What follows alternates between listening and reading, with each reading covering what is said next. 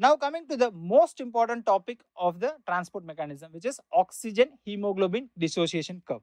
This oxygen hemoglobin dissociation curve is constantly asked in MCQs, that it never goes out of the trend. So it is very important to remember every inch and bit of it. So the adult hemoglobin, all of us know, it consists of 2 alpha and 2 beta. An adult hemoglobin, it can usually bind 4 molecules of oxygen. So there are 4 ends, it can bind 4 molecules of oxygen. And this has two configuration. One is the tense configuration, another one is the relaxed configuration. What is tense configuration? Whenever there is no oxygen attached to it, it will be in a tense form. So whenever one oxygen comes and binds to it, what will happen? It becomes to a relaxed form. From tense form, it will become a relaxed form. So the second oxygen can easily bind to it. Whenever second oxygen comes and bind to it, it becomes more relaxed form. So this is the third oxygen can bind very easily. And the fourth oxygen will have the highest affinity for hemoglobin. So it will be very, very easy for the fourth oxygen to bind to the hemoglobin. That is the concept here. Let's imagine this simple example. Suppose 4 friends are hanging at the mountain after an accident. They are hanging at the edge of the mountain.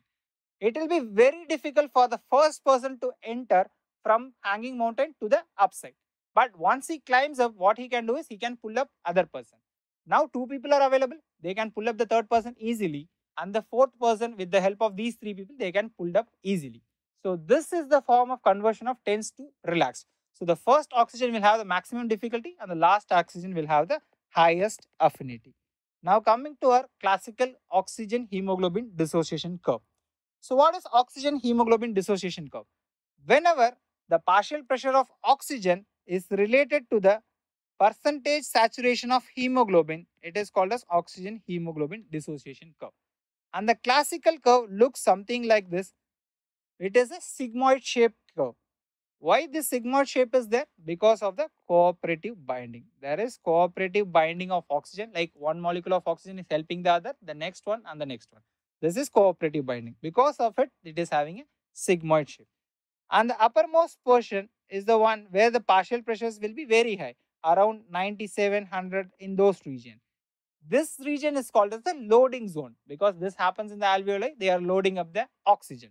Whenever the partial pressure drops in the venous side or in the tissue side, what is happening? That region is called as the unloading zone. Here it will unload it to the tissue. And now we have to remember one more important concept which is called as P50. What is this P50? P50 is the partial pressure of oxygen at which the hemoglobin is half saturated. Suppose if the hemoglobin saturation is 50% here compared with 100 here, whatever partial pressure is there which is saturating this 50%, it is called as P50 system.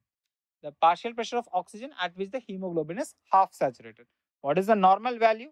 The normal value is 23 to 26 mm of Hg. Why should we know this P50? For us to comment on any shift to right or shift to left, it is dependent upon P50 only.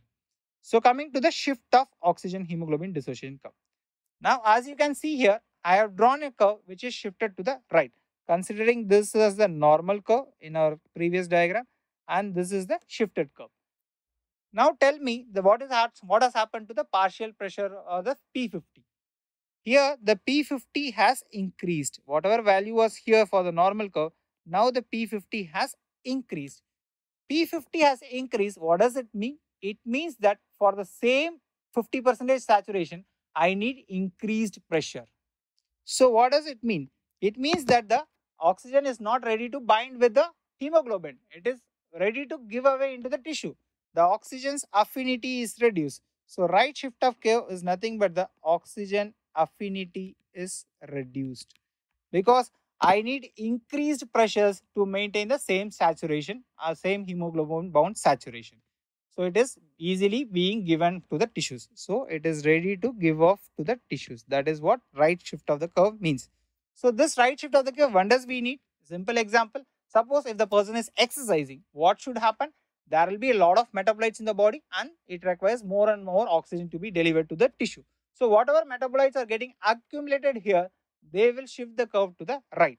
So let's take the exercise as an example and study it. It will be very easy. there is an increase in temperature whenever we are exercising. There is increased production of CO2.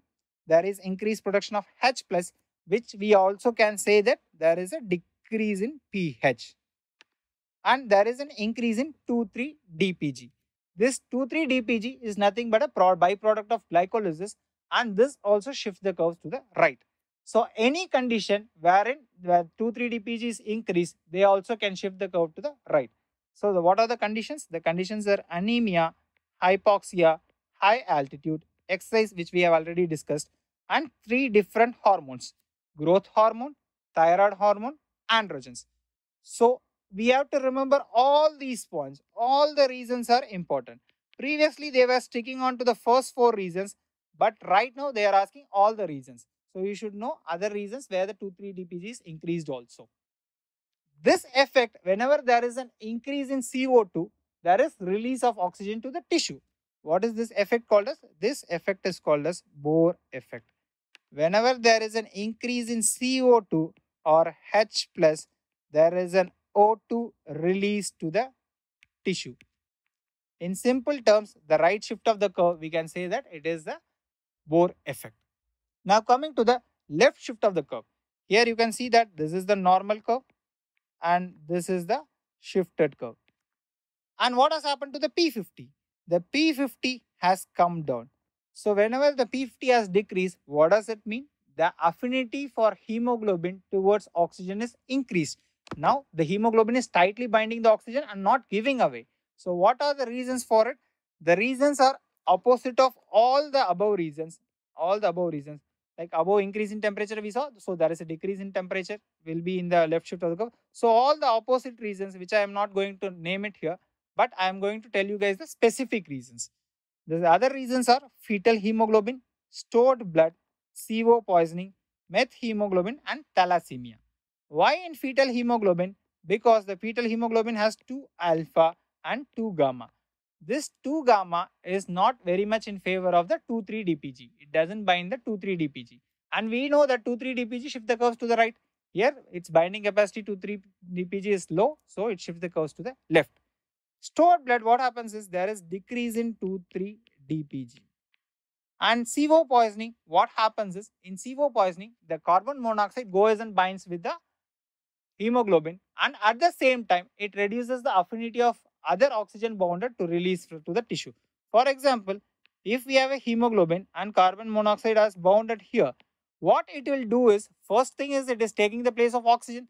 Second thing, what it will do is, whatever oxygen is already bound to this hemoglobin, it will not allow it to the release to the tissues.